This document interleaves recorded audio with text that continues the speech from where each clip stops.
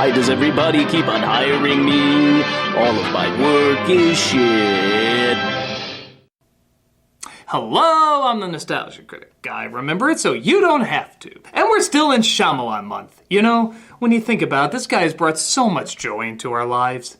Most of the time. So I figure it's good to do a video celebrating his most hilarious moments, whether they were intentional or not. M. Night Shyamalan has created a style so convinced of its amazingness that it proudly welcomes no changes whatsoever. Thus, we keep getting the same mistakes over and over, allowing them to grow into something so strange and unrecognizable it becomes a laugh riot. So, the best thing we can do is go over the funniest ones and praise them for bringing us so much enjoyment. And we're gonna look at the top 11 of them here today. Why top 11? Because I like to go one step beyond. So, sit back and enjoy the top 11 funniest M. Night Shyamalan moments.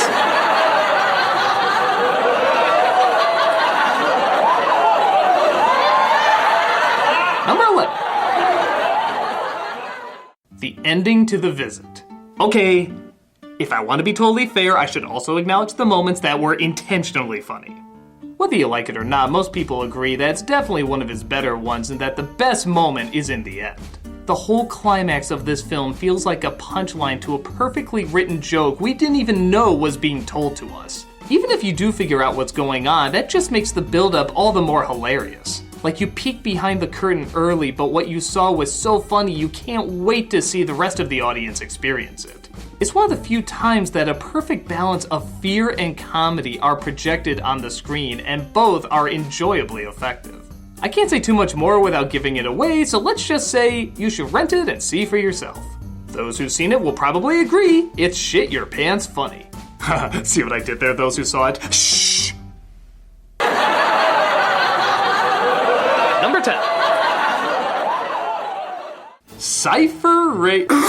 I'm sorry, I still can't say it. Cut to the clip of the puppet. Cypher Rage!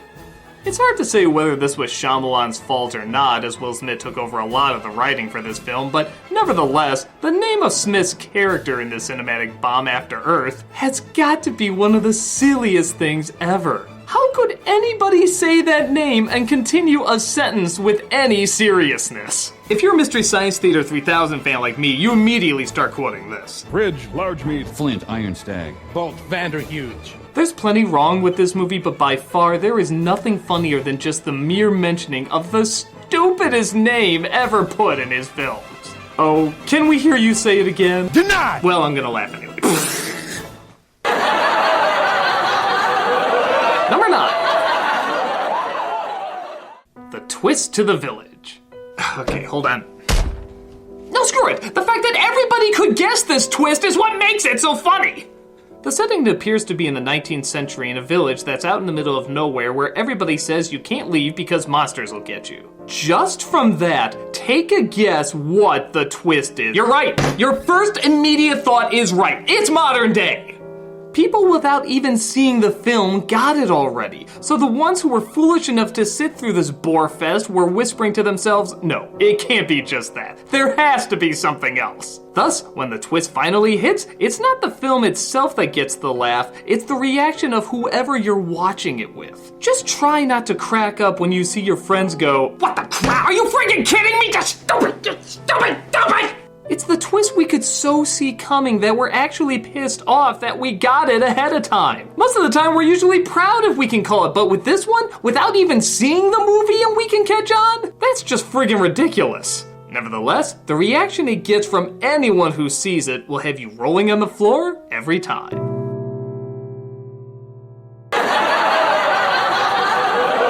Number 8. This dumbass scene. Yeah, bet you didn't know these bending masters have all these abilities reduced down to the equivalent of tapping someone on the shoulder and appearing behind the other shoulder. This is supposed to be a giant epic battle and we get this thrown in? How can you not laugh at something so dumb? No, that's it. Stupid. Number 7. The kids from Signs. It's no big shock that people don't talk right in a Shyamalan film, but the extent to which these kids talk is totally friggin' out there. We're used to the goofily overdramatic tone from his films, but these kids almost never act like real kids. Everything people have written about in science books is going to change. What's wrong, boy? Dogs are barking. Woke us up. Stop it, Houdini. It's almost like the children were directed to talk like adults and the adults were directed to talk like children. The history of the world's future is on the TV right now. Who says things like this? You can't totally blame the kids though, as most actors have to place a lot of trust in their directors, and Shyamalan has led pretty good actors astray before. Just imagine the last time you heard a little kid speak like this. We need to record this so you can show your children this tape and say you were there. For your children, Bo. And you'll realize how hilarious this all is. Let's face it, Haley Joel Osment, they ain't. I see dead people. I see dumb writing.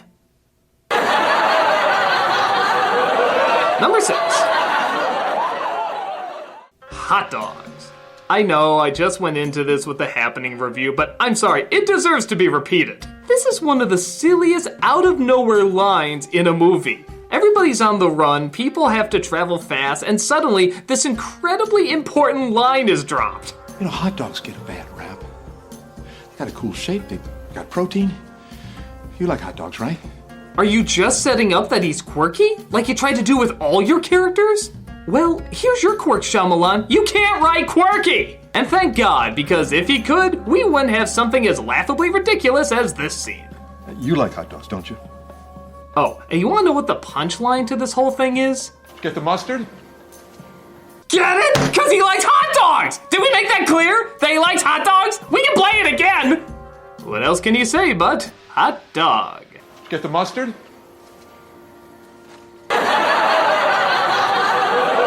Number 5. Jelly side down. That's right, we're going from one food to another. There's no excuse for this foolproof method of determining if the devil himself is near. When he's near, toast falls jelly side down. That's right. If toast lands jelly side down, the Lord of all evil is upon you. I know the phrase, "how can you make this shit up," is a common phrase, but really, how can you make this shit up? It's a skill to make up something so stupid. Why toast? Why just one time? You couldn't even throw it up to test it a few times? You just threw it up one time and bam, the devil is near? What the hell am I even talking about? It's goddamn toast! It connects so little to the world of logic that we live in that you get a case of the giggles every time you watch it. So, if you feel the presence of Beelzebub in your house, don't get the crucifix, don't get the holy water, don't even get the Holy Bible. All you need is toast. Number 4. Earthbending in The Last Airbender.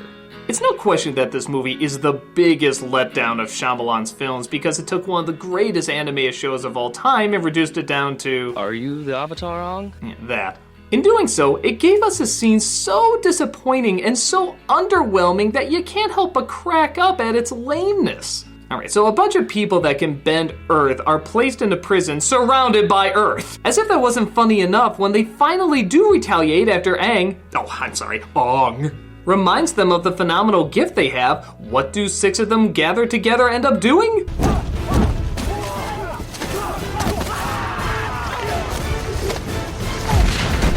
Even if you don't know that the earthbending on the show has done so much more, the mere buildup of these guys marching towards them just to fling a pebble at them is phenomenal. Look at that. It wouldn't crush Wile E. Coyote, it's so measly. I'd say Boulder Dash if I actually got to see a Boulder Dash.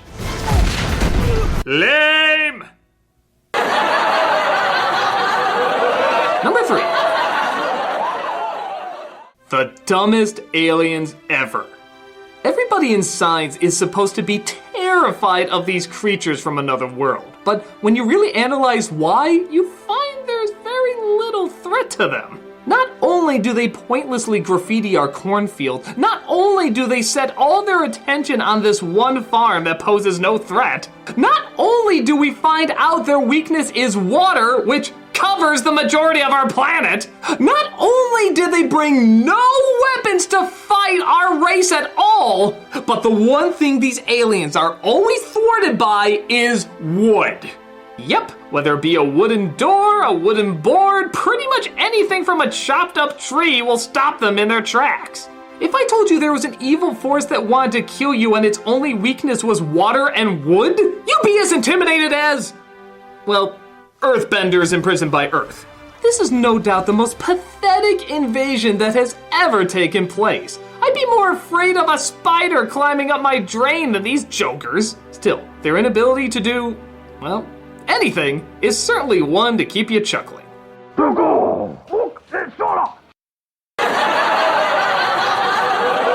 Number 2.